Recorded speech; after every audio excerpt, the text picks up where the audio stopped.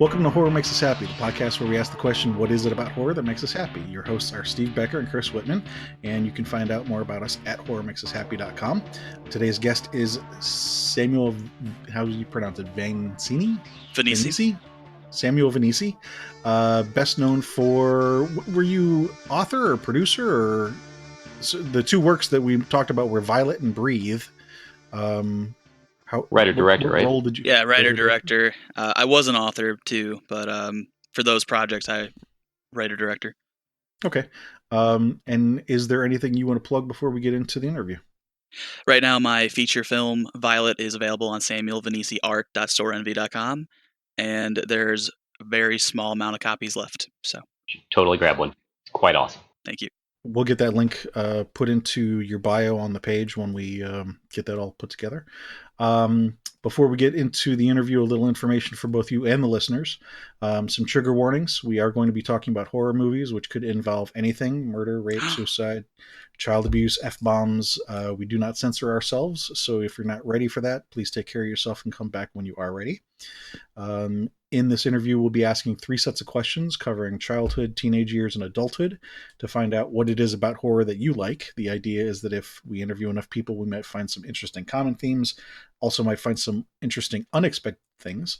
And we're coming at the questions from multiple angles, hopefully, because sometimes that triggers things that you had forgotten about.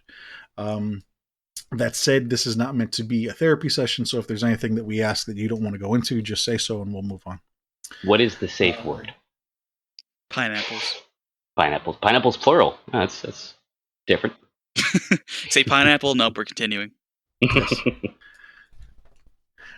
So let's start with childhood. What were some of your earliest memories of scary things? I have a lot of little things. Some are realistic, of like things that actually happen in real life. Some were like movies. I will talk about some movies first. So I remember when I was like 5 or 6 years old, my father rented The Grudge, the U.S. remake of The Grudge. At the time, I had no idea what it was, and we watched it like very late at night. It was like 11 o'clock at night, and holy crap, I had nightmares for the next few days, actually. I kept remembering that scene when like the girl's hiding under her bed, and then you just heard the noises, and then she just gets sucked in her bed. Holy shit, I was scared of the covers. So that was that kind of got to me. And then also in my bedroom, I had an attic in my bedroom that my brothers also fucked with my one of my childhood friends. They were hiding in there, and they came out this one time with all this baby powder on them. So like they open the attic door, and then just a little bit of smoke, like white dust, like starts coming out, and you just see this person just completely full of like, you couldn't even see the person. It was just completely like a white figure, and my friend pissed his pants and ran out the fucking door. So same time The Grudge came out, by the way. So you know, I had to deal with nightmares and like the fucking attic. I'm like, shit, because the first scene in The Grudge, you know, the girl gets killed in the attic thing, the crawl space thing. So that was interesting for me. Yeah, I miss one detail of that. Who was it that came out of the attic?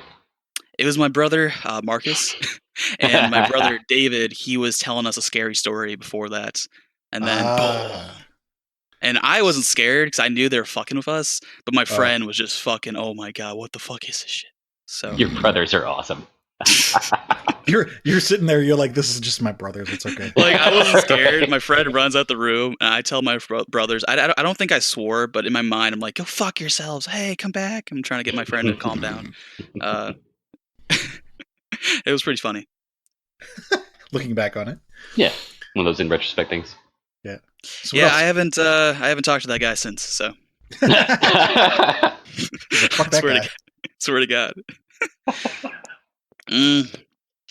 What was the question again? Earliest memories of scary stuff. Yeah. I'm gonna go into something realistic a little bit now. So okay.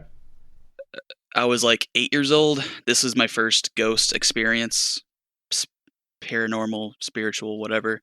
Same bedroom, mind you.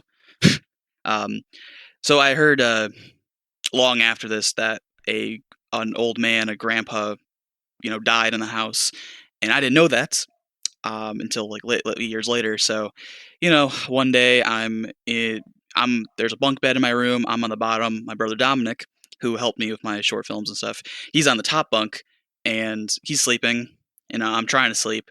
I turn my head and I can see out into like the not alley. What the fuck am I talking about? Just I can see like the other bedrooms in the hallway, and pretty much I just see a figure standing in the doorway, and I can't see anybody's face. I just see this black like shadow figure. So because it's dark and we're sleeping, so there's no lights on, and then it's just staring at me, and I can feel like something's there, and I'm screaming out to my brother Michael because I thought he's fucking with me because he's the next bedroom over.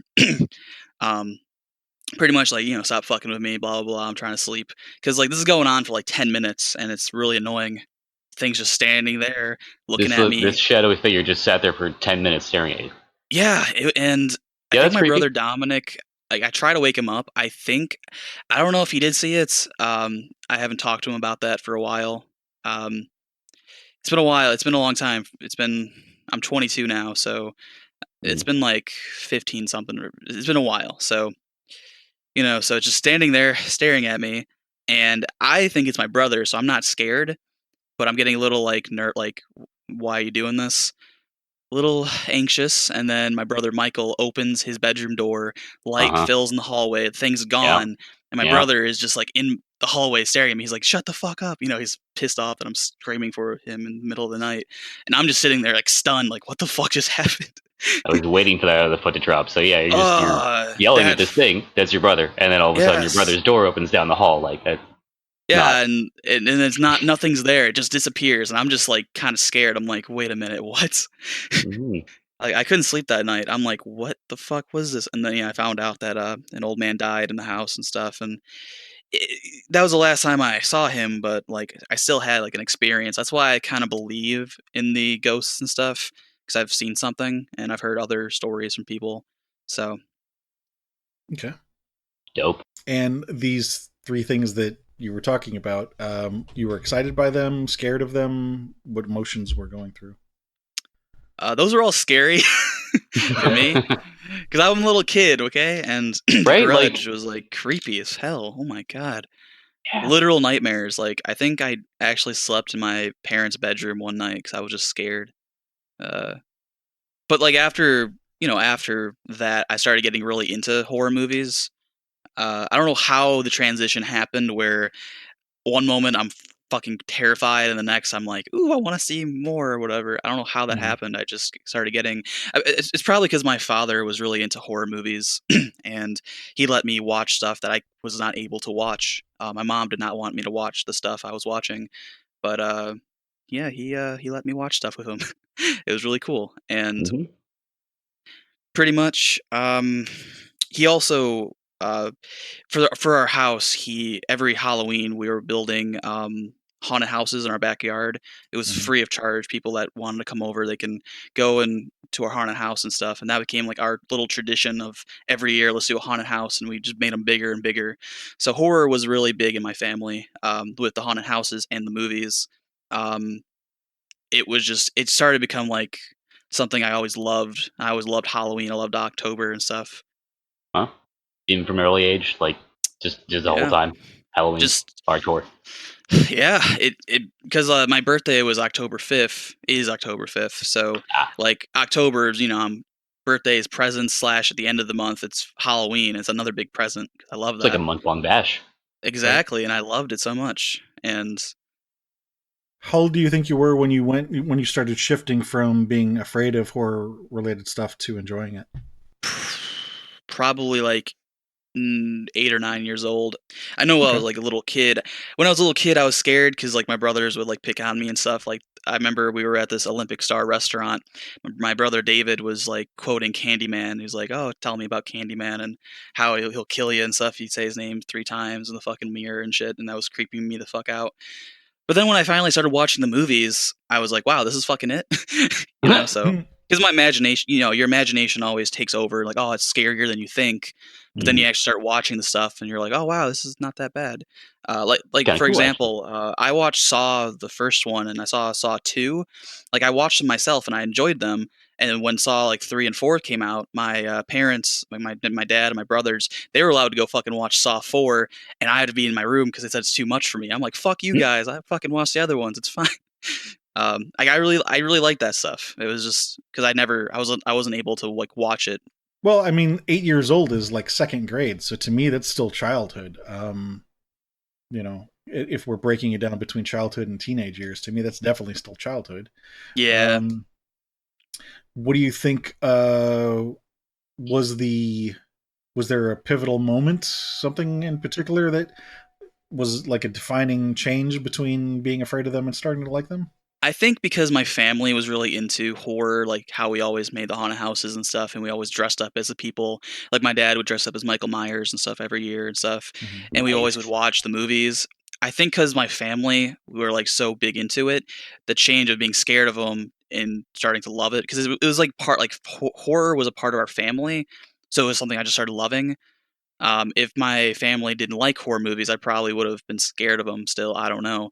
But Right. because of, my father always watching the movies and stuff, and then I just join in, and it became like a tradition or something. Like You know, some families have the family band. Some families have the get together and watch slashers movie night. that's how You we know? bonded. Yeah, that's how we bonded. We just like, because when I was young, whenever we were watching a movie and some girl's tits came out, my dad would try to like hide my eyes. He's like, "Okay, With I'll like look one at that." finger open, like, no, you shouldn't. Don't watch this. And I'm just like, "Get out of here." So at a certain age, when you were at least 5, you were mentioning that I mean, and I'm guessing part of this being having older brothers, of course, is natural of them teasing you. But at some point, if you then started to enjoy the horror movies, I'm guessing there must have been some kind of,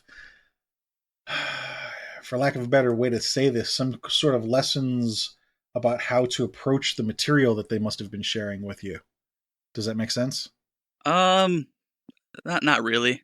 Um, Okay. me and my brothers never really like Dominic, for example. He got along with me, but we never really watched horror movies together. We were more like he was trying to get me into anime and stuff, and I got into anime with him, and we just like played games and stuff. So like the brother bondage wasn't horror at all. It was more me and my father. It was like that was when we watched horror movies. But then the family came together for Halloween, so the brothers were interested in horror again when we were doing haunted houses, but they really didn't care for watching the movies a lot. So was there something that your father kind of passed down to you in terms of how to approach the stuff? He uh, pretty much just like it's not real. It's an enjoyment factor. We watch it, we have fun. So like Halloween, for example, like the sequels and stuff. You sit there, you want to watch people get killed, see some tits and so just have fun. That's Mhm. really what the thing was. He never. I don't think he ever watched any disturbing movies or anything that like was really messed up. He was more of the one that watched Nightmare on Elm Street, Halloween, Friday the 13th, like the ones where they are technically horror movies, but they're more of like the fun ones, if that makes Yeah, they're sense. almost comedies. Yeah, they give you they make you laugh and they make you like smile because you enjoy that shit, So Yeah. they don't leave you with scars. So, Yeah. uh, but I decided to go in my own way when I was older and I got in some fucked up shit. So, I know what you mean, though. I mean, because like for me personally, and I've talked to Chris about this in the past, that like you mentioned the Saw movies. I personally don't want to watch the Saw movies because the exposure I have had to them. I don't know. I guess maybe I'm more like your father. Like to me, there's the whole thing about like in reality, there are people who are copycats, and there are some ideas that maybe you don't want to spread because they're into the wrong people's heads. oh, Um, definitely. and to me, it's just there's also another quote that I really like. I'm gonna butcher this, but I'll try my best. It basically says that it is your responsibility to program your own mind, and if you don't do it, the world will do it for you.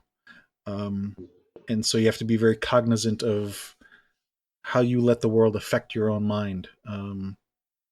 So that's sort of where I go with the Saw movies, and some of the, and not just Saw, but some of the other ones where it's like there's just a line to me that I don't want to go there.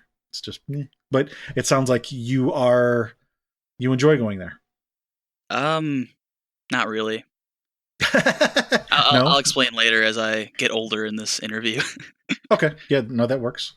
Um, all right. So you did have some social element to this because you had the family involvement. Did you have any group of friends at that age that also were into horror? Any horror crew? Yeah. No, I kind of kept that to myself and my family. My friends, they were more into like, I'm trying to think, like just normal things. Like Lame things. I remember they were like more into comedies. I remember like some friends wanted to get together and like play Minecraft and like watch The Hangover and stuff, and I really didn't care for that. Like, people like do want to do that where I want to, do other things. So Don't knock Minecraft now. I don't think I ever had like a real friend until I got into teenage years that I was like into horror movies with. Okay. Um, So we'll come to that. it's yeah. Go ahead. You were going to say something? I'm just nobody really around me was really into it. Like even my mom, she didn't really care too much for the horror movies because Mm-hmm. she's always like, "Oh, they always have the girl falling down, fucking just tripping and dying." She's like, "What's the point?" And then I showed her some really scary movies, and she's like, "All right." So I showed her some movies recently. I'll get into it later, but like she literally, I was trying to make her watch. For example, Redson Tower, Fred Vogel. She'd watch it, and she got so attached to the characters. So when things were starting to happen, she fucking started screaming and crying. She's like, turn it off, because she didn't want to see anybody die because she liked the characters. Like that's the person she is. Mm. Uh, so Yeah, when you said that she didn't like that the girls are always falling down, I'm thinking to myself, did you show her ones where like the female is the protagonist? There's a lot of those actually. I mean, they kind of have them do both. There's one girl that falls down, and then there's always a final girl. I think she thinks all the movies are the same because she said like, I don't know. One of the ones that she's seen that those deaths. Uh, I'm gonna probably. Well, she doesn't like when I show her horror movies. She just despises them. So I don't think I can actually get her to watch one. Yeah. It's really rare. If I make her watch a horror movie, I have to watch like Magic Mike or something. So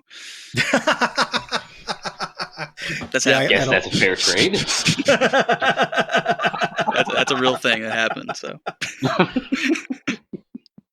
Okay, I mean that kind of falls under horror if you're not into that. scary, man. So did your experience with horror in your childhood years introduce any fears that you hadn't had, or trigger some existing ones? Make them worse. People covered in flour, and now I have a phobia of baking flour. Just can't do it. I'm trying to think. I know I've always had some fears and stuff. Back then, I watched them and I was more for the enjoyment factor. I didn't really watch anything too crazy at that time, but I do have some fears and stuff, things that do kind of scare me, but they never really got big into like the movies until I got a little bit older. For example, Guinea Pig. The first Guinea Pig movie, that fucking eyeball scene. I do not like eyeball stuff at all, and that got to me. Like, Yeah. ugh, anything with eyes, that just gets to me. I can watch a movie where somebody's like, getting their fucking jaw ripped off and shit. Like I'm cool with that, but then you involve an eyeball. I'm just like, okay. Say like the bathroom scene in the Evil Dead remake. Oh god. Yeah, sorry, I had to. Yeah, I remember that scene. Yeah. The Evil Dead remake was pretty cool though. The raining blood. That was and stuff. good. That was good for a reboot. Yeah, I was surprised. Any idea why the eyeball stuff gets to you? I just personally, I just don't want anything to happen to my eyes. And like, it's just like you see somebody getting their like balls kicked or something, and you just feel that, but you're not there. Like you're watching it, and you're like, oh my god, that's bad. It's just for me. I'm like, no. Even when people are like moving their eyes in weird ways, I just do not like that. So eyes are a big thing for me, and also, I'm trying to think. There's some other ones that I just can't think of at the moment, but that's like the main one for me at the moment. Okay. For a while, actually. Did you have a favorite costume when you were a kid for Halloween? Because we did the haunted houses, I would always dress up as a clown.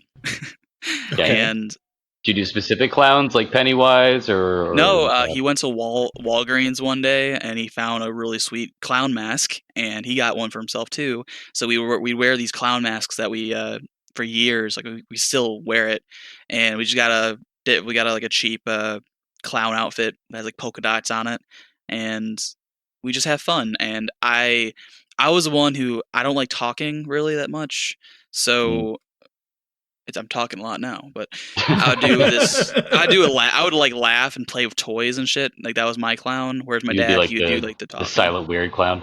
Yeah, like like I'd be the laughing and shit. And I Yeah. loved it. Nonverbal. Nonverbal, and that was my favorite. I stopped wearing it because a few years ago, me and my brother, we were walking down the sidewalk on Halloween, and I think we pissed somebody off or we scared somebody, so they they drove by us and they just open fired paintballs at us. Huh. So that hurts, and Yeah. I didn't expect it. My brother expected it, and he guarded me so I didn't get hit too much. But then every time we talk about it, he's like, "Oh, you fucking hid behind me and shit." I didn't expect that we were gonna get shot, and he was helping me. So he's always saying that I made him be my shield or something. But Mm. that's the last time we wore those costumes because I don't want to get shot again.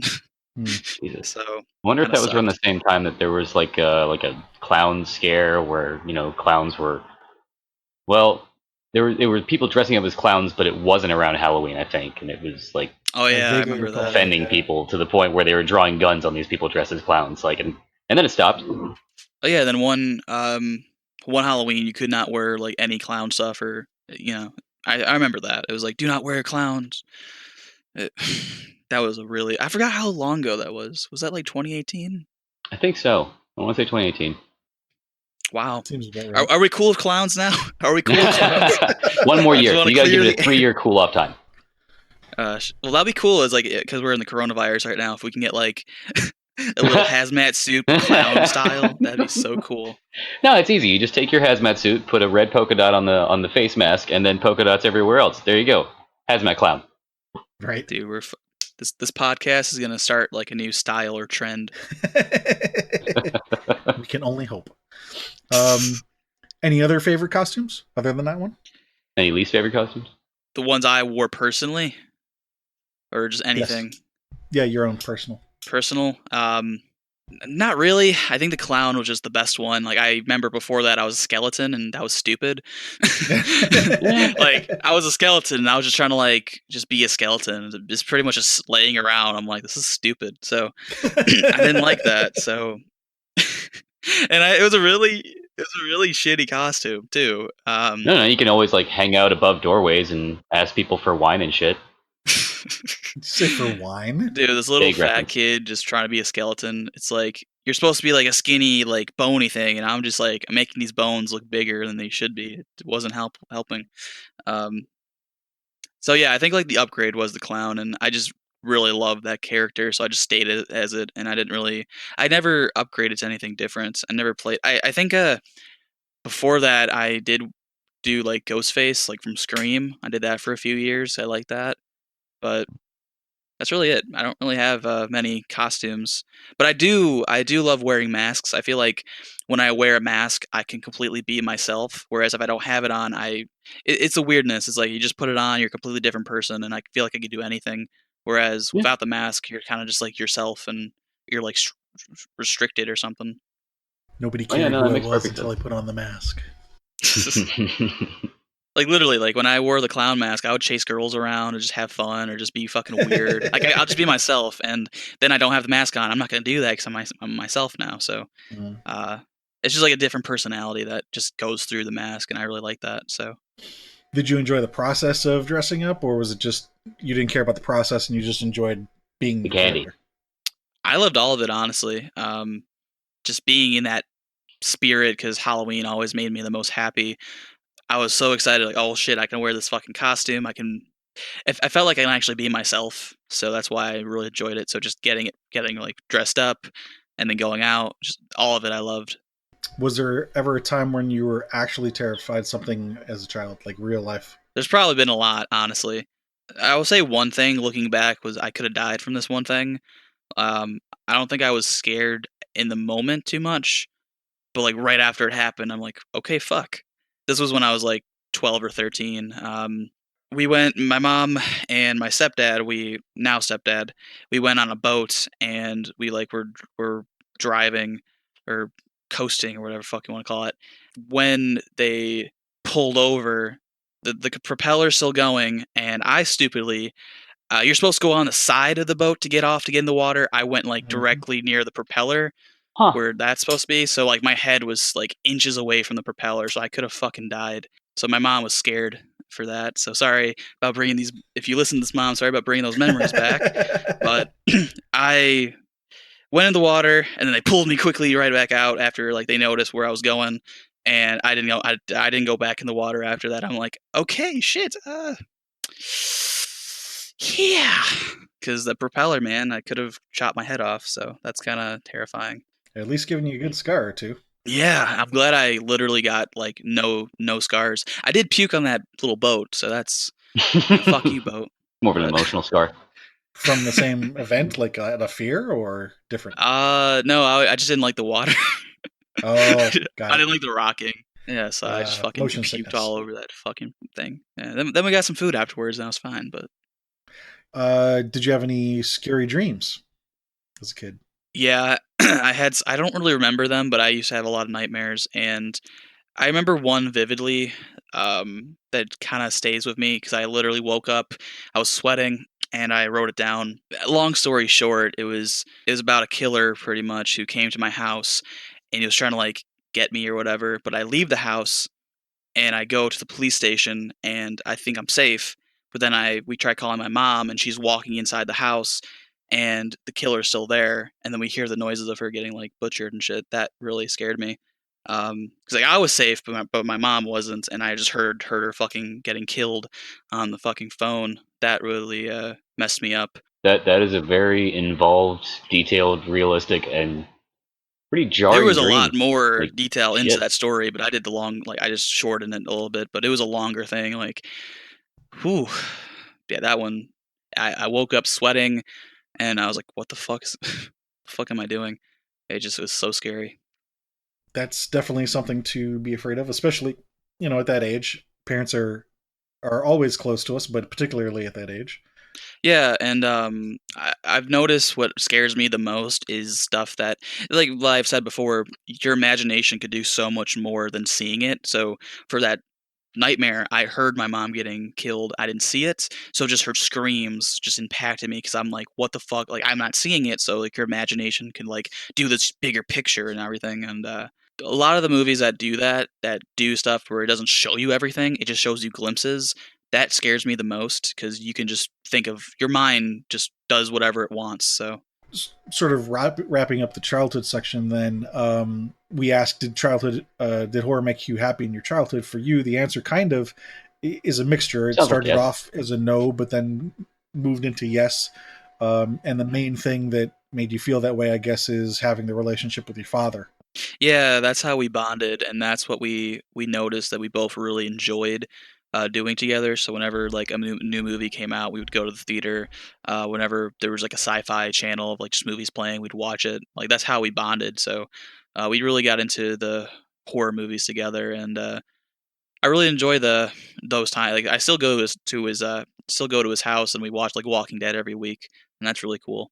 So we Nice. still Okay. kind of bond some way with horror. So let's move into the teenage years. What were some of the scariest stories or books or movies that impacted you during your teenage years? So teenage years was pretty recent. Yeah. So I will say this: I started out as a like the mainstream kind of horror guy. So I'd watch the normal like Halloween or whatever, just whatever like most people have seen, like Sinister and stuff. They were good movies. I don't know what happened. I don't know. I started getting bored with like the normal horror movies, and because like I've seen it all before, and they weren't really doing anything different. So I started getting bored with watching them. So It happens. in my teenage years, I started watching like Dave Parker and Ate the Chosen One, and they were reviewing horror movies and stuff that I have never heard of, and I started making lists. Hmm? I started going on eBay and just buying stuff. I just wanted to find something that can actually like get to me, I guess, or scare me. Which I think most people that watch those fucked up movies, they were trying to do the same, trying to see something different. Found, for example, got me into the independent like scene for real. I watched Found and I loved it so much. I'm like, wow, this movie was made for like $8,000 and it was so effective. And it really wasn't it wasn't that bloody. Like, yeah, headless part was in there, but it was more the psychological part and the coming of age story. It's so like that. I love that so much. That's kind of how I got into the indie horror scene. Found was one, and Hellraiser was a big influence for me too, because I read the There you book go. too. I used to just watch horror movies to watch people die and just have fun like that. And then I started watching them to actually get into like the story itself, because some horror movies can tell a really compelling story. For example, one of my favorite, I don't know if it's called a horror movie, is Harvest Lake, for example. It's thing about I love about Scott Shermer is that with Found and on Harvest Lake, their endings always leave you like shocked or like stunned, like holy crap. They always have such great endings to an already great movie. And Harvest Lake, man, you can talk people about it. It sounds like a porno. It does sound like a porno. It looks like one from the images I've seen. That is like the one Shermer film I still haven't seen, and I need to get around to watching it one of these days. I know I've heard good things. There's really not a lot of gore. I don't even think there is any gore actually. There's a lot of slime, slime Yeah, that's in there, it like looks very what's the word I'm looking for Lovecraftian. here? Like, yeah, Lovecraftian. Yeah, there's some tentacle aspects in there.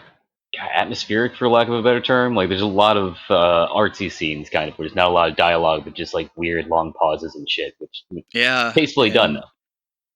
I really, really love that movie. I've seen it like I've seen it more than Found. I've seen it more than any other movie. It's something always draws me back to watch it. I don't know. I started again on point. I would get into movies for the story and just what it. I also really like story like movies that were completely original that I've never seen before. Like there's so many like Halloweens or just people slashers or Mm. stuff. That's So getting just harder and actually harder to do these days with the horror aspect, though, is to come up with an original story because a lot of it's been done. Yeah. yeah, like a lot of it like I think everything has been done, but it's cool to like take that idea that has been done and do your own twist on it. I saw this movie called Haunts last year, and that was a great movie. I thought that was actually Um, pretty good. I mean, like some of the acting on some of the protagonist characters was kind of candy, like cookie cutter, but ultimately it was a good story. It was good direction. The cinematography on it was really good, and those fucking masks. I mean, and when the oh, that masks haunted came house off, too. That haunted house too. Holy the haunted crap! house was impressive too. Yeah, I mean it had a feel to it, like it definitely didn't go to theaters. Like it was a semi indie production. But wait, wasn't it produced True. by Eli Roth? I think so. Okay, so yeah, they got money. uh, Did it go to theaters or did it go to like limited theaters? I think it was like I got it on VOD, so that's how I watched it. But I don't know if it could have went. I don't really know much about the movie, but that movie, man, I just liked how it brought me back to my childhood watching it because like the whole haunted house thing, I just loved. Like when you watched it, it seemed like it wasn't just a random haunted house. Like they didn't know what to do. Like it felt like you were in the haunted house and Yeah. like if you're going backwards, you know the other rooms, you know what they are, and it just felt like it was its own character, and I really like that. So going back to Harvest Lake for a minute, you mentioned that it wasn't, your typical horror movie, but you've also commented how in your teens, um, now you were having a harder time finding things that made you scared, more uncomfortable. Um, was Harvest Lake something that you enjoyed because it made you uncomfortable somehow? I really don't know what it was with Harvest Lake. I just there's something about that movie that like for the story aspect and just it's completely original and like I've never seen a movie like it, and I- I feel like it's a beautiful movie, but that's not really at a. I know whenever I show it to friends, they're all disturbed by it. Like they want to turn it off and they're done with it, but like because they can't handle it. But for me, I can like I don't see what the problem is with that movie. But there's some movies that I do understand are a bit much. Um, I remember watching a Serbian film with my brother, so that was an interesting movie. The whole baby fucking scene, I was like, okay, that's interesting. I think I read something about that. Yeah. Most horror fans at least have to watch it once. You got to make it through it once, and then it's like, all right, I've done it. I feel like that movie. I feel like that movie. It was overhyped for me. I thought it was gonna be worse than it was. So when I was watching it, it wasn't that bad. But it is pretty bad with the baby fucking and stuff. But the newborn porn. I was. But like that's how fucked up I am because like I've watched so much disturbing stuff. Like I can just watch something and not be too disturbed by it because like it doesn't affect me, and that's kind of messed up. I've seen. I think I've went way too far in, and I know lately I haven't been really interested in watching a lot of those movies. They just don't really interest me as much anymore. It's kind of weird. So in Um, your teenage years, there wasn't anything that scared you, um, movie wise and stuff. I try to find or something. books, or I would get more fascinated with stuff than actually being scared. Like A Clockwork Orange, I watched and I fell in love with, even though that's like fucked up and stuff. I don't know why I fell in love with that story and movie. I just started getting fascinated with all this stuff and scare factor. Nothing really got to me. I was trying to find something because I remember back then I was trying to find that rush of excitement when The Grudge, like that made me have nightmares and like little things like The Ring. When I first watched The Ring, that scared me. I remember, I think like one movie in my teenage years that because I watched it super late at night, it kind of got to me, but it wasn't like too scary. But I still kind of got affected. Was that movie called Dead End? The guy from Twin Peaks, Ray. What was his name? Ray something. Mm. I'm not familiar with that one. It's I fine. mean, it I Dead sounds never End. familiar, Twin We but both fail. Oh. it sounds familiar, but I don't. I'm bad with names, so I don't know actors I'm and things bad with like that. names too. The woman from Insidious, the older woman, she's in it. The Lin guy in Shay? Twin Peaks. Yes, Lin Shaye's in it, I know and that one. Ray, whatever his last Ray name Liotta. is. Thank you, thank you. Those two Ah! are in it. Those two are in it, and it was a very like low budget horror movie, and I watched it when it was like completely pitch black. I was like 2 in the morning, and the whole movie is pretty much this family. They're driving to another house for Christmas, and literally they just keep driving down this road, and it's never ending, and they don't know where the fuck they are, and just weird shit starts happening around them, and like they're completely stuck in nights and they can't Yeah, get out of it, and yeah, it I scared knew me. that name sounded familiar. I remember this now. You remember that movie? You remember Yeah. the woman in white, and she has like this baby crib, or not baby? She's holding a baby, Mm. and in the back seat, they're like, "Hey, can we see your baby?" And you see the baby, and it's fucking like a dead baby she's holding. And, like that shit was fucking scary. It's just the psychological aspect too of like, shit, what are we gonna do, or Right. what? It's just that got to me. So that one I'll give a thumbs up to getting me, but. So if you're not scared by these, you're enjoying some discomfort, some psychological horror. But it sounds like like you're having some difficulty explaining what it was that you liked about these things. Do you see any common threads about the things that you've been enjoying, other than just a good story? All right, one movie that did. There's a movie that it got me. The first Insidious. That movie actually kind of scared me. It was the Tiny Tim song, wasn't it? That's what did Not, it. actually not. No, that was creepy, but not really. When the wife is going through the hallway into the baby's room, and you just see the face just staring into the window, and there's no music or anything. It just slowly starts, boom, right after. Like, it gives you a second, and it's because there's complete silence, and you're staring at this person looking into the window. Hmm. That scared the hell out of me because I Yeah. didn't expect it. And also, it's like movies today, they would do like a jump scare, or they do like a Yeah. loud noise right when she turns the corner. But because they didn't do any noise, and it Hmm. was there for like 3 seconds or something without music or sounds, that got me.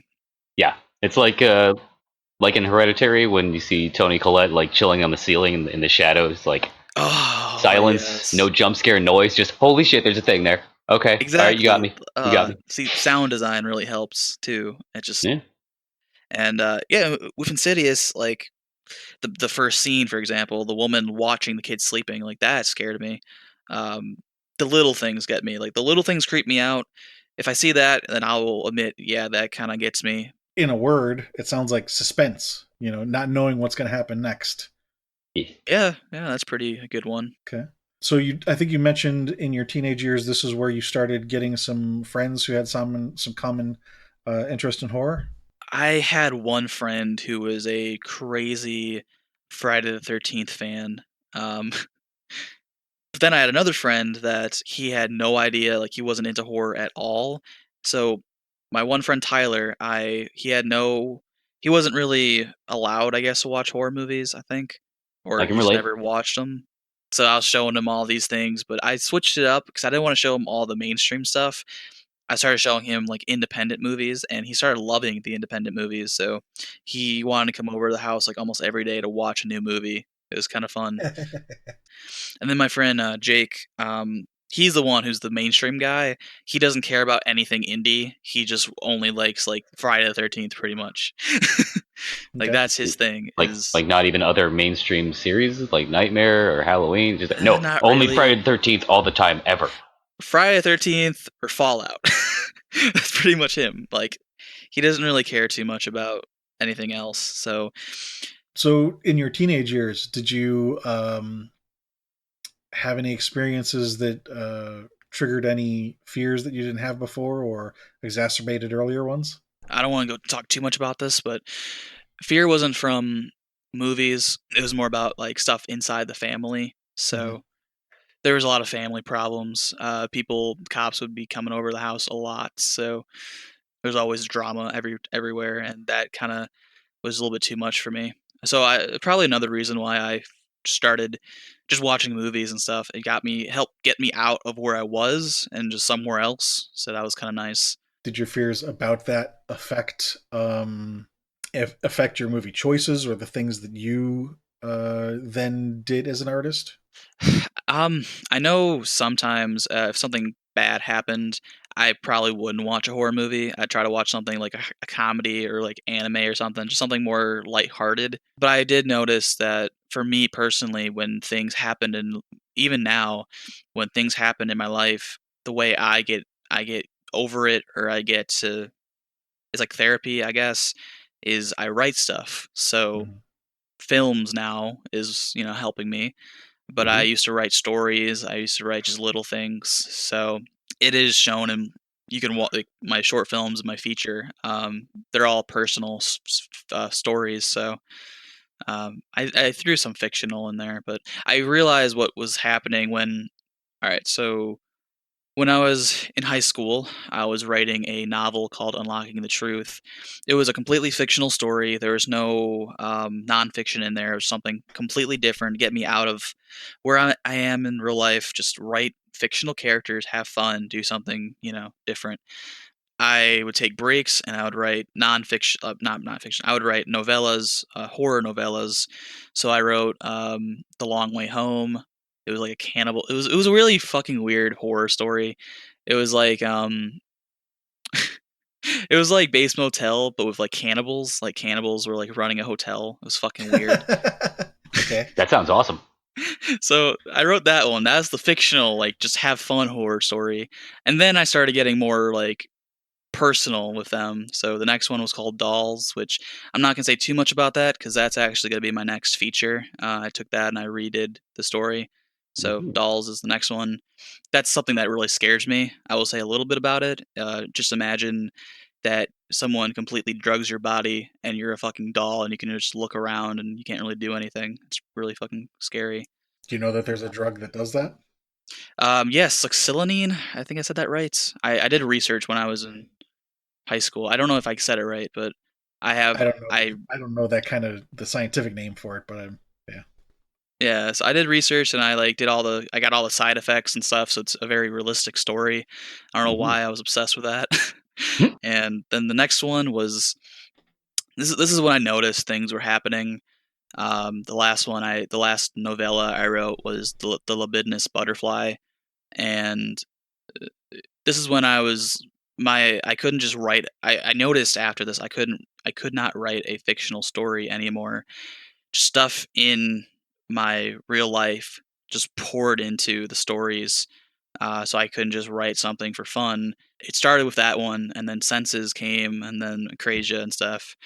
But it dealt with depression. It dealt with someone trying to kill themselves. It dealt with a lot of heavy stuff in that story, and Hmm. And then Senses was kind of like my first ever screenplay, and I kind of threw things in that script, like pretty much how I was feeling about college and stuff, and just my life in general. I threw all my feelings in that one.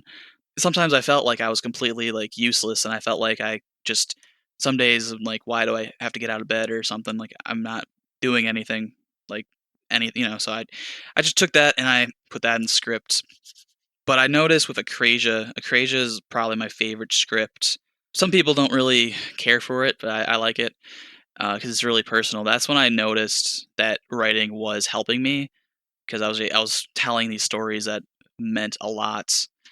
So Acrasia deals with pretty much a guy who does try to kill himself. Yeah, I did another fucking thing like that. But he goes through a journey of stuff. He relives memories from his past, and he finally takes a moment to step back and realize, like, no, we're not doing this. You actually have a life to live. So I try to have hope in the story. Like, no, me talking to myself. Like, don't have those thoughts. There's always something better. That was more of the hopeful script, kind of like that. I kind of stopped. Well, wait, no, I didn't really stop with the suicide, but it's fine. It's fine. I've stopped. I stopped it now. So, but yeah, and I just noticed that writing was helping me get through things. There was no suicide in Breathe. No, that was more of a fictional story, but I did throw things in there. The Hmm. whole sexuality thing, Yeah. which funny story. I watched a YouTuber by the name of Nick Spheres. I then found out that he transitioned, and it was like different, like how people were treating him. Now she's called May now, and just how people were treating her after the transition. It was different because you're watching a guy on YouTube and you're really involved with the content, and then they change their sexuality and they completely change who they are, and it's like the comments weren't really that nice.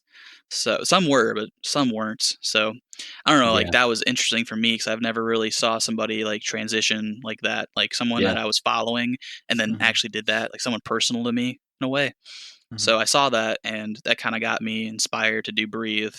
So it's not like a personal story for me, but just something I saw out there that was worth telling. Yeah. What was the question again? Well, let's see. A Uh, long time ago, in a Galaxy far, Galaxy far far, away. far away. There's a Uh, young Padawan. yep. So the original question had been whether or not your exposure to horror in your teenage years had either introduced any new fears or triggered some existing ones.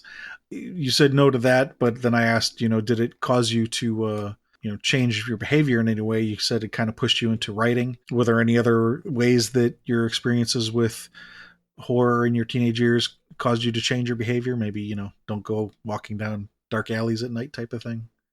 Well, it does definitely give you more things to think about because, like, let's say you're out somewhere like at a lake or something, like Lake Catherine we shot Violet at. You're out there middle of the night and you just see somebody just like in the distance. And most people wouldn't care. They're like, oh, it's another person. In your mind, you're like, oh shit. Like you just start thinking of all these things that could happen because you've seen movies. So like, there could be something in your mind, but I don't know if like you said that most people wouldn't think that. I kind of disagree. I think at this point in our lives, and well, this probably in our point in lives, he probably society, has a coronavirus. Run, stay 6 feet away. there are. I mean, first of all, if you're a woman, that's almost guaranteed to be one of the first things that they're going to think about is Oh, how can this definitely. person harm me? And then even for guys, There is one thing that I will say.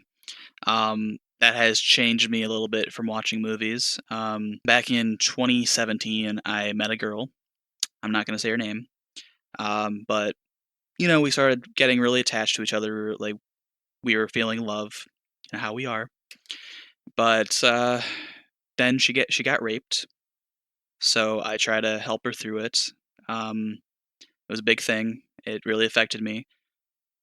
That was very hard to deal with because I was feeling trauma from it too. Like because I was so attached to her and so connected with her, like so close to her, and then that Mhm. happened, and I was trying to like help her through it.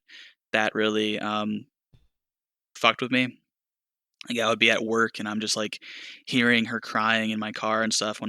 She told me she broke down, and I was like holding her and stuff. So that kind of stayed with me. So like ever since that, just like rape revenge movies or just rape, rape movies or movies that have rape in them are very hard for me to watch. If it does, I might skip it or I might just fast forward or whatever. I just don't want to watch that. So because that's a little bit too much for me. I'm with you. Um, the Probably the first girl I don't want to say first girl I loved, but because there's puppy love and stuff like that. But the probably the best relationship of my life was with somebody who had been raped, and she didn't want to tell me about it. She finally did, but this from what she did tell me, it was like the son of the police chief and two of his friends, and she did wind up telling a friend who then was found dead on some railroad tracks like 2 weeks later. Um, so yeah. Damn. Um, so that makes me irrationally angry whenever I have to deal with something like that. So I can definitely agree with you on there being some shit that Shit that you got hits to home. draw a line on. Yeah, stuff that Hmm. hits home. Um, and even a minute ago when you were talking about what was going on, you had commented how it affected you, and part of me wanted to. I wasn't going to interrupt you, but part of me was thinking like, well, like shit, like it didn't affect her. But it's true that yes, obviously it did affect her, just as it affected the girl I was dating. But it can also affect the people that care about them too. Um, Hmm. Hard to move on from something like that in context of an interview. um, I can help move on from that. So I'll actually add to that because I already mentioned about my writing. So sure. when that happened, the way I moved on from it kind of were because like I feel like if it's in my head and I can't get it out unless I write something about it and then it's finally out of my head.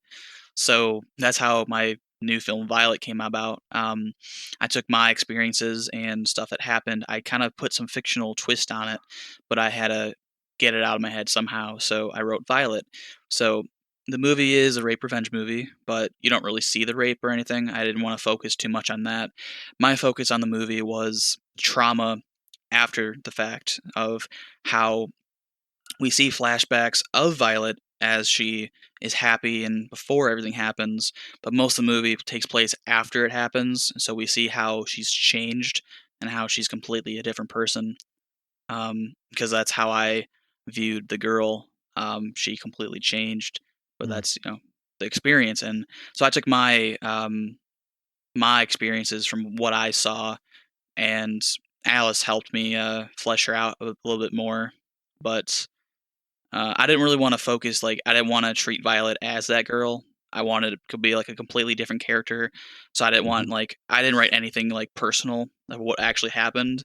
I took the event that happened and I kind of wrote a fictional story with it. Um, so that's how I was able to get through it. But I was very pissed off. So, in real life, one guy raped the girl, but in my story, I have it being there's three guys, two guys that did it, one person recording it.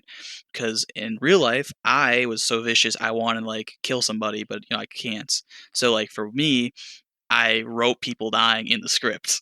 That helped me Hmm. get better. So And not just one. No, you were so vengeful it had to be three people that died. exactly, I had to fucking cut some dicks off or something. I was I No, was ready. So no, I like that aspect of Violet though. It's like it's a rape revenge story, and you don't have to show the rape for fucking 5 minutes. It's implied, maybe with a yeah. flashback or something, but hmm it's more about the revenge. That's what her character is. She is revenge, but she has this damaged past. hmm exactly, and that's the story I really wanted to tell.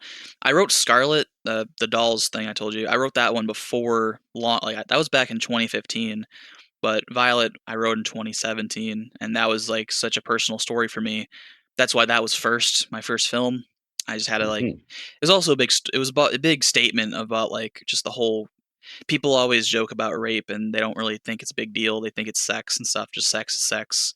Um, that we all enjoy it, but it's not really. It can really warp a person and really change them. So I wanted to kind of like tell that story first. It was very personal for me. Understandably so. Yep. Um, so aside from the things we've already talked about, was there anything that actually terrified you as a teen? There's not a lot that scares me anymore. Like I think I'm scared more of myself most of the time because back then in the teen years, I was really depressed to the point where I was kind of suicidal. So that kind of shows with my stories. I'm changed now a bit because I'm sure I have something to live for now. I'm making art and I'm doing something that I actually like. But I think the thing that really scared me back then was just I didn't see a future for myself. I didn't. I think I'm also scared of death, which is weird because like I always like was that way. So like have a kid that like does not care about living but is also scared of death was like a really weird mix. I think yeah, I was just scared of my own mind of like because I'll tell a story for right now. After I got done doing my last short film, Breathe, I shot Breathe. I was really happy. I was like, wow, like I think I went to Days of the Dead and I showed some people like it was a really great thing. Like people really liked it, and like that was a really good feeling for me. Like wow, I'm actually like making something that people actually like and something that I care about. So like I'm glad that I can make something that I care about. And it's not like something stupid like a slasher or something because I don't really see myself making another thing that anyone else can make. I want to make something that's kind of like unique for me, like my own story. So it's kind of cool that other people cared for that. One of the best days you can have, people are all cheering you on. Such a great experience. You come home and you're in your bed and you're just crying because you just, I don't know, it just like, it was a switch. Like happy and then I'm like fucking depressed. So I've been trying to struggle, I've been struggling with that for a while of just I'm trying to fight that a lot of how I'm Mm-hmm. feeling Mm-hmm. because it's weird. You can have the best day ever, and then you Mm-hmm. just want to fucking kill yourself at the end of the day. It's really I don't like that. But a part for me is I don't want to be on medication. I don't want to do anything like that. I want to be myself. So it's a everyday struggle, but it's I always for me I always keep thinking about like the future, and I'm like, well, I want to do this. I want to do this so I have to keep going somehow. So 2019 for me was I have to finish Violet, for example. So that kind of kept me going. So now I'm finished with it. My next goal is to try to get my next one off the ground because when I'm working on something, that's when I feel the most like alive and happy. But when I'm not working on something, I don't feel like I'm doing anything, and that's when the mind really attacks, I Mm. guess.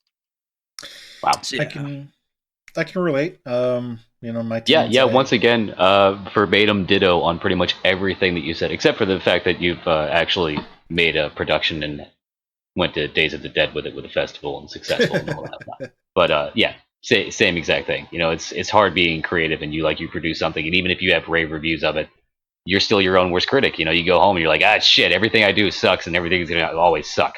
It's hard yeah, to fight it's that hard. demon back and just keep going at it, which exactly what you said. Just producing things in the process of making things is, I think, where creative people find true happiness. Exactly, yeah. Hey, you're spot on. Like, you can make something that everyone can like and love, but then you look at it because you've watched it so many times, you're working on it Yeah. so long, you just see all the flaws in it, and you just don't like appreciate what you've actually made.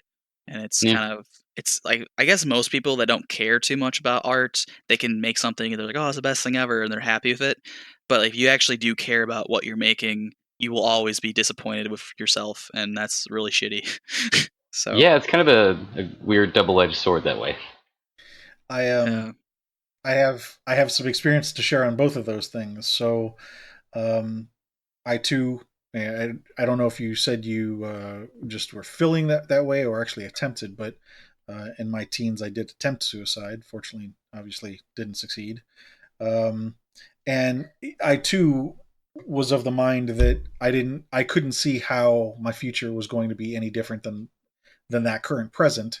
And to me, that was like not having a future. So that was one of the struggles of, how do I deal with that, and maybe not being able to deal with that. And so I definitely did relate to, I don't know, was it maybe within the last 5-10 years, there was that hashtag it gets better.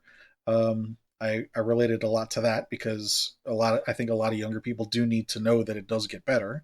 Um, and I always knew, actually, even from when I was a kid, or right around that time, um, when things did start to change for me, I came to understand that for me, my adult life was going to be better than my childhood. There are a lot of people who they look back on their life and their childhood was the best time for them. For me, I knew things were just going to keep getting better as I went along. The other thing I wanted to say is, as an artist and also a perfectionist, I had to go through a process of learning to separate myself from my work, and value who I am as an individual.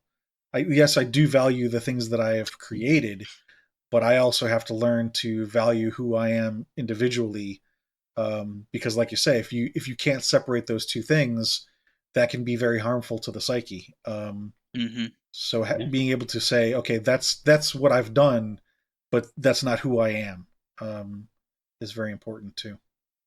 Oh, for certain, man, for certain. I'm glad that you can do that because I feel like the artist then would be more happy like with what they're making because most of the time, for me, most people can feel this. You're never satisfied with what you're doing. You always think like you can always do better, which is a good thing. Like, oh, you're always pushing yourself, but then you're never actually like feeling good about yourself about what you're doing. So that kind Well, of, I'll tell you this much. I think you said you were 22 right now.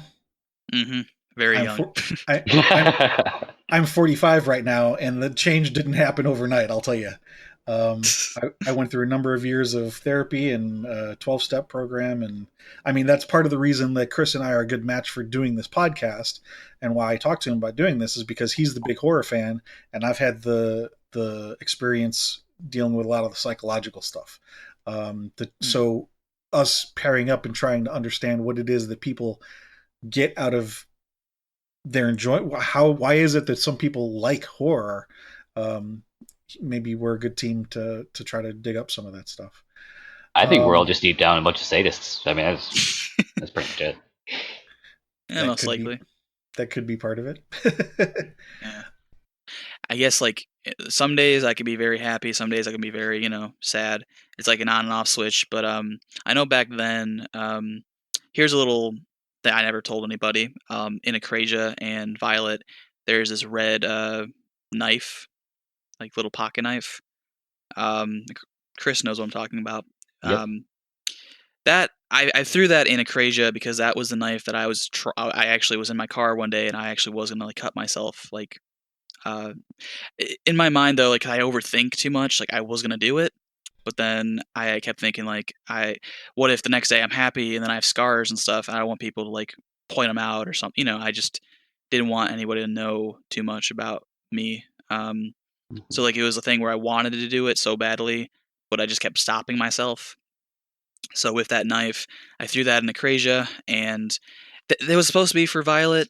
That was always the knife for that. That's why it's there. But I was doing Acrasia, so I didn't know if I was ever going to do Violet. I didn't know if that was going to be like years away. So I put that in Acrasia, and that was a big thing for me, something personal. So I'm always on and off with that. I overthink too much. Yeah. You mentioned the meds, and um, there's a lot of people who don't understand there's a process, not only with the meds but life in general. A lot of people can't take a step back and look at things as a process. And you had made a comment earlier about being afraid of the meds and not wanting to be someone else. The way that I understand it is that, at least for most people, the meds are not meant to change who we are. It's meant to slow your brain down, not to a crawl, but just enough that it gives you about a half a second to a second to not immediately react the way that you instinctively would.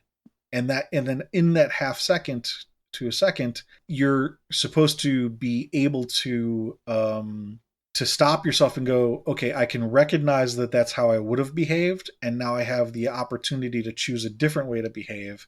And it's also why it's very important to not only do meds, but also be in therapy along with the meds, because if you only do one or the other, you may not get the full benefit. Like if you're just taking the meds, but you're not going to therapy to learn different ways to behave, well, then you're going to have that second of delay, but then you're not going to change anything because you don't know anything different to do.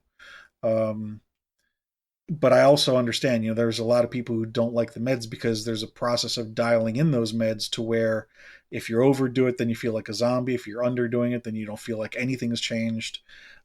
It's definitely a difficult thing to go through, and a lot of people don't Mm-hmm. do very well with it. But Yeah. It's um, just the thing for me is I just don't want to, I guess, change myself. I kind of just want to be who I am, which that's the thing. I'm just trying to. Maybe that's why I'm scared of it, or it's just like something that's different to me, I guess. an analogy I like to use for that is if you think about a fish's scales, if you touch a fish on one scale, it affects the other scales around it, right? And there's a lot of people who don't want to go to counseling or therapy because they think I'm going to become a completely different fish. And it's not that. It's a way of saying, okay, you've got this one scale here that's messed up. How do we tweak that? And yeah, it's going to have a little bit of a ripple effect to affect the ones around it, but that doesn't necessarily make you a different fish. Does that make sense? Yeah, that makes some sense. Yeah. Anyway. We're getting pretty Interesting far off analogy. topic, but Talking What about was fish the now. topic? yeah. Do you like Fish. fish sticks? Yes. We were talking about if there was anything that actually terrified him as a teen. Um, Jesus, we're still on team. Oh yes. God, still on teen. I am still a teen. What? I'm kidding. Well, Oh, yeah, did you have you're an any adult. scary dreams when you were a teen? Any recurring dreams? Um, I've noticed. Yes, I have. I noticed a lot of things for me. I've already kind of said it, but like things around me in my life, like the whole girl thing, that was in my dreams because I just couldn't stop thinking about it. Just I think the thing that scares me is like the realistic stuff. I guess.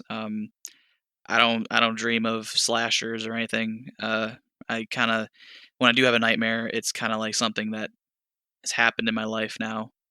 To turn back to possibly a happier thing for a moment, did you continue participating in Halloween in your teens? There you go. Sadly, um, No, we were going for happy. sadly, there's some happiness to it, but there's after my parents' divorce, we stopped doing the haunted houses and stuff, and that was no. when I It is. was early freshman year of high school. So new house, new fucking situation. So stopped the whole haunted houses, and I love doing that stuff. So Halloween pretty much went away, but I still try to have fun on Halloween somehow. So watch the Sci-Fi Channel or just whatever to get into it. I haven't really done much on like most of my Halloweens now have been like I'm either working or just nothing's really going on, so it's kind of depressing. But Yeah. Yeah. the adult So life. so let's That's move weird. into what? What's Chapter weird? 9. Yeah. Book of Uh, Mormons, chapter 2, verses 21. hmm. The So chapter when Chris doesn't get his package in the mail. No. nope. So Stupid Corona. now that you've become an adult, what are some of the scary stories or books or movies that have impacted you as an adult? I believe you mentioned Haunt. Haunt was more of like a good like it wasn't scary, but it was like it brought me back to my childhood because of the whole haunted house stuff, and I just really loved like seeing that. The things that I really like now, I don't get scared of. I'm just fascinated by, or Mhm. they make me feel good. Like, oh wow, I remember that from when I was younger and stuff. Mhm. Lately, I've been really loving Joe Meredith's films. They just kind of like they feel like the better Resident Evil movies. Like Kinda, yeah. I wish he was the one making the fucking movies, but he's not. I don't know. The movies I've been watching now I'm more fascinated by because for me, like that's cool, but right. All right, this is how my adult brain works. since I started making films back in 2018, I haven't been able to really enjoy movies. Once I started making stuff, I just can't. Like, I'll go to a theater, for example, I'll start watching something, and then for some reason, I can't just turn my brain off. Like, sometimes I can. Sometimes I'm just watching the fucking movie as, like, a filmmaking thing, like, oh, the Mm-hmm. shots are cutting together, or this shot, or I notice an audio thing, and I'm not actually watching the movie, I'm just, like, examining it, Yep. and I really do not like that about myself. You might have to go back to reading books. I'm probably gonna start critiquing those, like, "Oh, this guy fucking misspelled this word." That actually, some books, there's like words that are like fucked up, and it's fine. It's not as bad. It's not as bad as this thing. He did that on purpose. It was to symbolize how he was a simpleton just before he got the drug, and then he got smarter. See, I will only say yes to that for like Found, for example, because I read the book of Found, and the Todd Rigney wrote the book in a way where it's like very simple words. Like a Really? 12-year-old could have wrote the book, you know. Huh. So Like it was written by Marty?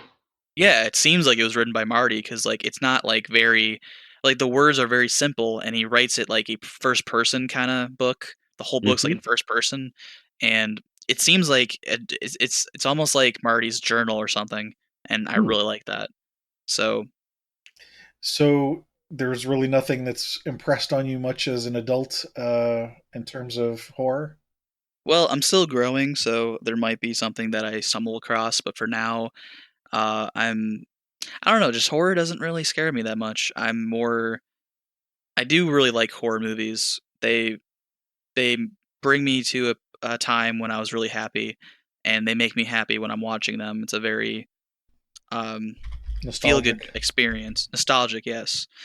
But for the scary factor, the only thing that kind of can get me is like some, I guess, ghost movie maybe or something like. They don't really do much, just like they creep me out a bit. But like I don't know, like there's not a lot that really gets to me. I really wish I can find a movie that makes me like have nightmares again. That'd be awesome. Mm-hmm. So you said you'd like to find another movie that makes you feel afraid again. Why? I it's been so long since I had that feeling. I want to feel that like at least one more time, like that fear from just watching somebody like not real life fear, like somebody like made a piece of art and Mm. it actually affects you. Like I want to feel that again. Like back when I was a kid with the Grudge and stuff, I want to feel like I don't know what I'm trying to say, but like just The that thrill. feeling, the thrill, I guess, yeah. And I haven't felt that in a long time. So I'm guessing that horror in your adult life has not introduced any new fears that you hadn't had before, trigger existing ones. Hasn't caused you to change your behavior in any way. not yet. I feel like I'm way too desensitized because of what I did in my teen years.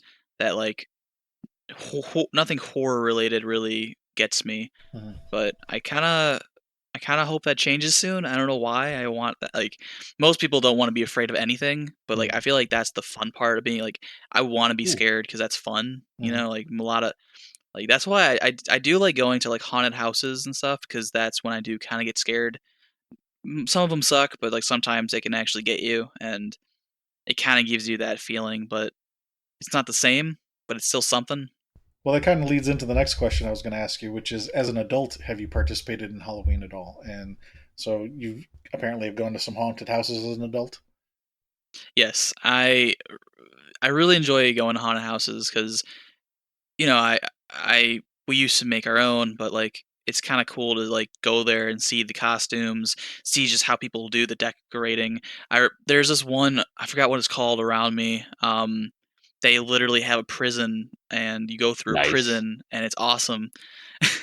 Like they made this fucking prison. I forgot what it's called, but like that place was awesome because like you're walking around and it's not so scary, but it's just like It's the different. location. The location's Yeah. different, and it's just so cool to walk around and be in that like setting. So is it an existing like a how can I say this? Something that Are used to there be a inmates in prison? the prison? Yes. Like Yes, they do that. They do it every year. I think it's called Statesville. I think that's what it's called. no idea. Again, But I wait, don't so Yeah. it know. is it an active prison or abandoned prison? I don't know. It could. I don't know, but it's called Statesville, and I think it's called Statesville. Look it up. I don't think it's a real prison. I think they made a set, but Okay. it's like a prison set, Hmm. but it's huge. I think it's awesome. So, Sounds awesome. So I know you haven't really been an adult long. oh So hi, have have I'm fresh has out of the womb. yeah have you had anything? Get off my lawn. You're right. Um, has there actually been a time when you were terrified of something as an adult? I haven't been an adult for too long. I've been let's see, how many years now? How old do you have to be an adult? 21? Exactly. Yeah. 21? I would say 21, Well, yeah, I because that's when you was. can drink. Well, I mean, Wait, no, no. When was the first time after 18 that you were pissed off at every single thing in the world? That's when you're an adult. that's a valid question. Pretty valid. Probably every day of my life then. Oh yeah, okay, then 18. Yeah, 18. All right, so 18. Honestly, what was the question? I kind of forgot. Has there been a time where you actually terrified something as an adult? Yeah, it's the whole the thing that I talked about with Violet, the whole rape thing, because that was pretty recent. That was 3 years ago. So that was like when I was 19, 20. Nothing really else. Like that was very. I don't know if you can say that's terrifying, but it did. It was in my nightmares, so I will kind of say it could be. It's definitely something that can affect someone. Yeah, it affected me mentally. It really got to me. Um, I'm trying to think anything else that terrified me. That was really the big thing for me. Let me ask. Let me approach this from a different question then. In your adult years, what about horror that has made you happy? That's a good question. That is a very good question and a That loaded makes me one. happy. Thank you. My adult years, trying to think. It just makes me feel like I'm back. Like even let's say wherever I'm at, I feel like I'm with my dad. Is one thing because I'm watching something that we bonded over. That's how we bonded. So whenever I'm watching something, I feel like I'm with him in some way, and that makes me kind of happy. I know I've said this. I don't want to do a slasher movie. I don't want to do something that everyone else has done. But like I really enjoy watching those movies because like that's like my childhood. So watching those like Halloween, like Michael Myers movies, even though a lot of those movies are not that good, they're still nostalgic for me, and they just Yeah. make me smile. I do like movies where people die a lot. It's fun. Uh, I've really enjoyed like gore. Like it's fun for me. I'm watching people die. Like 100 Tears, for example, Marcus Cook. That was a great freaking movie to watch. Yeah. Just the gore was like okay. Um, What is it about gore that you like? just the kill because it's the practical effects. I don't really care for CGI. Like CGI can help enhance something, but like for just practical effects itself, it's just kind of cool. It just reminds me of like how haunted houses are and how you practically built something and just kind of cool and just having it like for real happening and not like really real but real instead of like computer generated is like really really cool. Okay, so it goes It, back it, to the it's just haunted houses thing. yeah because it's just something that somebody else made out of hand like by scratch and they're making it for real and it's just really fun. It's a really it's weird watching people get fucking slaughtered. It's actually kind of fun. I'm laughing and finding some enjoyment in how just your voice. You could hear that you were happy when you were saying that. Because I'm actually thinking about some movies where I'm like remembering deaths, like in Hatchet One. Like I love Hatchet One. Ah, Oh my god, there's so many great deaths in that movie. Like that's the one with the head rip, right? Where he just like yes, takes yes, hold of the upper and the lower jaw and just rip. fucking rip. Oh, it's so nice. Did you see? How old were you when you saw that one? Was that an adult or teenage or what? That was teenage. Yeah, that was teenage. That was in my. That was like 20. It was before the third one came out. So that third one came out in 2013. So probably 2012. I watched one and two, and I was so excited for part three. I went out to Best Buy right when it launched and bought it on Blu-ray. And I just I still I'm not a huge fan of part three. That's just me. I just didn't really care for it. But parts 1 and 2, I just loved. So looking back over your entire life now, what movie Oh would you god, say you have watched more times than any other? And doesn't have to Ooh. be horror, just in general. in any movie? I mean, you could answer it two ways. You could say of horror movies, this is the one that I've watched more than any other. Of non-horror, this is the one that I've watched more than any other. However you want to take your pick. Huh, that's a hard question. I will say for non-horror, I'm putting Harvest Lake in non-horror because Okay. I don't even know what to call it. Like a erotic forest. I don't know what to fucking call it. It's just like very interesting, and I love that movie. All right, let me think of a fucking horror movie, man. This is hard. I'm And on the spot, huh? well, again, I'm not asking for your favorite. I'm asking which one have you watched more than any other. Yeah. Oh, watched. Just hmm. I mean, you could say one of yours because I'm sure in the editing process you've watched it hundreds and hundreds of times. That's the Yeah, simple answer. buy it, hear it, blah blah blah. Yeah. Hmm. Gotta say, I have one, but all right, Jeepers Creepers. I knew It's it. probably Guilty pleasure. Jeep. that's the one that first popped in my head. And I'm like, I've seen that movie so many times. Like, I didn't know if I want to say it though, because it's Victor Salva and shit. But Yeah. That's acceptable. You know, the first one was in the days of innocence when none of us knew he was a piece of who he shit. was, yeah, Yeah. that movie still creeps me out to this day. For one scene in particular, when they go out and they see that somebody's gone through his fucking clothes and like someone was sniffing it and shit, that creeped me out for some reason. Just that movie, like I don't really care for the third one sucks. Third one I have not sucks. seen the third one. I've Do not not heard good watch that. things. I went to the theater with my dad Oh, and my brother. I paid for all the tickets and it was like so overpriced because of the one day only thing. And I spent like 55 or $60 for 3 tickets to watch that goddamn movie and it was so bad. Um, it's literally like I'm not giving it a star. It's the worst movie I've ever seen. Fuck that movie. Do you see any, again, looking back over your entire life now, do you see any common threads about what kinds of horror you like in regards to like cannibalism, occult, metaphysical, like, Oh, the definitely. I really, really like the psychological thrillers and stuff. I like the stuff that you have to use your own brain. The Invitation, for example. oh yeah, that That was a was good such a one. good movie. It's like you're watching it, and it was such a great movie. Like I did not expect what it was gonna do. It's something completely different.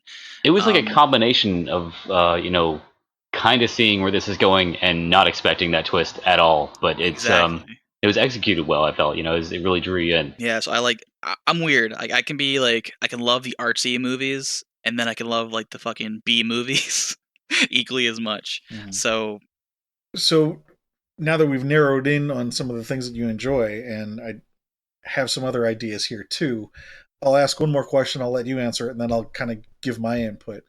If we've narrowed in on what some of the things that you like about horror, there could be any number of things that trigger those same kinds of emotions. So why horror? For example, you mentioned psychological thrillers. You like the unknown. You could say, well, why not sci-fi? Because sci-fi has a lot of the unknown too. You know what I mean? And mhm. so I suspect I know what you're going to say here, but for why horror? But I'll let you answer first. Go ahead. I'm more of a huge fan of independent horror. Mhm. I like horror is general because in horror there's so many different subgenres in horror. So you can like be watching your slashers, you can be watching your paranormal movies. There's so many different kinds of horror movies. Whereas a comedy, there's only how many comedies, it's like or there's only so many like things you can do with this one genre. There's so many different subgenres. Is I love that part of it, but indie horror I feel like is a different genre itself and subgenre in that horror because with indie horror creators don't have to worry about the MPAA or any ratings board to fucking butcher their movie. Like Friday the 13th Part 7, they fucking butchered the entire fucking movie. So with indie horror, one second. You could chop off as many dicks as you want. Exactly. So with indie horror, you literally have no restrictions. You can tell the story you want to tell without any studio or anything kind of like coming in and taking over or saying, no, you can't do that. So I really like the freedom of indie horror. So you can tell whatever you want to do, show whatever you want to do, and a lot of movies are very restrictive of that. So like, oh, I want to do this, but oh, we can't because of this. Um, it's stupid. So, so yeah. I just like. I think I'm answering your question. I think I'm doing why horror. It's because it's what makes me the most happy. Um, it brings me back to my childhood, and why not horror? That's a good answer. Oh, question with a question. Yeah. Yeah, why not? It's also like the thing about the subgenres is like I could be watching. I can't. You go to the theater and there could be like 4 horror movies, or this does not anymore. But back then, you can either be in the mood for watching like a horror comedy, or you could be in the mood to watch like a really like scary horror movie, or you can just have fun and watch like tits and blood. Like there's so many different kinds of horror movies that you can like actually find what you enjoy out of the genre as a whole. Other genres are pretty limiting in a sense. So yeah, that's my answer. Mm-hmm. You kind of briefly touched on the thing that I thought you were going to say. For me, I mean, the common threads, if you think back through this entire uh, interview now, nostalgia and your relationship with your father. Yeah. To, I mean, those were the things that really, even in your teenage years and your adult years, the things that you were looking for were the things that reminded you of the things that you enjoyed when you were a kid. You know, things that Yeah. related to haunted houses. Even like the when you mentioned the the practical effects in that one movie because it reminded you of haunted houses, which is something you did when you were a kid. It just brings you back to a better place, better time, Yeah, pretty Yeah. much. So what innocence. you're saying here, Steve, is it's good to expose children to good movies with lots of practical effects and gore at a young age, because then that will instill that nostalgic feeling when they see horrifying things later on in life. And With the All right. caveat that it's a good how can I say this? Huh. should the child be willing? Uh Should we well, show the child headless? not only I mean, it depends on I mean, double digits ages, or are we talking like 6? Probably Will not they 6. understand what he's doing to the heads? Yes, they should. They should understand. excuse me. This is a great podcast. Yeah.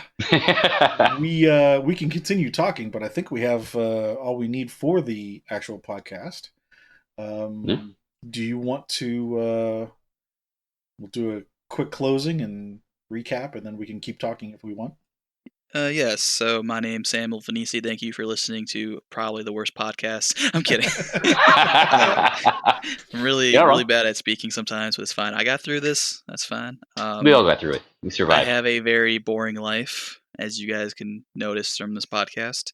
False. So there's that. You have a long way to go. Yeah, I'm only 22 and I made a feature film, so that's pretty cool. Hopefully, I can keep making more of them. Mm-hmm. I want this one to get out there, and once it gets out there, if people like it, they might help support my next one because I'm probably gonna have to crowdfund for the next one. So, And on that note, yes. pitch. All right. My name. All right, it's my Tinder bio. I'm kidding. So Oh. yeah, so I'm Samuel Vainisi. My film Violet is out right now. I have limited of 300 Blu-rays at the moment. It's very, very limited. There's about 60 copies that are signed at the moment. So if you want one, there's that. It's at samuelvanisiart.storeenvy.com. I don't know when I'm going to reprint this movie. It costs a lot of money, but I know I'm not going to make any money back from this. But the thing is, I have a Violet bundle at the moment, and it's signed by 8 people. The Blu-ray is signed by 8 people. There's only 10 copies of this available. There's also screenplays that's signed by everybody attached with it, so you get the screenplay, the original story. So the movie changed as we were making it, so you get to see the original idea, and the money raised from the bundles are going to be going into the next film. So that's the idea, at least get us a little farther ahead into that budget. So, Do you know what the next film is Yeah. going to be? yep, it's called Scarlet, and I will actually I will tell you the synopsis. I put it on my IMDb already, so I will actually read off the synopsis, or whatever the fuck you want to call it. Go for it. After months of grieving over her mother's untimely passing, a girl named Scarlett tries to push forward with her life and follow in her mother's footsteps. She soon finds herself trapped in the clutches of her delusional professor's home. Paralyzed and unable to fight back, Scarlett's only option is to hope the drugs wear out in time before it's too late. So that's the idea. Mm-hmm. Thank you, Sam, for joining us. And thank you to anybody out there listening. Please do come visit us at horrormakesushappy.com. We'll have a schedule posted there to show who we're interviewing next, as well as a list of the people we'd like to interview. If you can help us connect with any of those people or know of someone you'd like to have added to the list, let us know. You can also become a Patreon supporter and link to our social media in general. Just come let us know how we're doing. horrormakesushappy.com.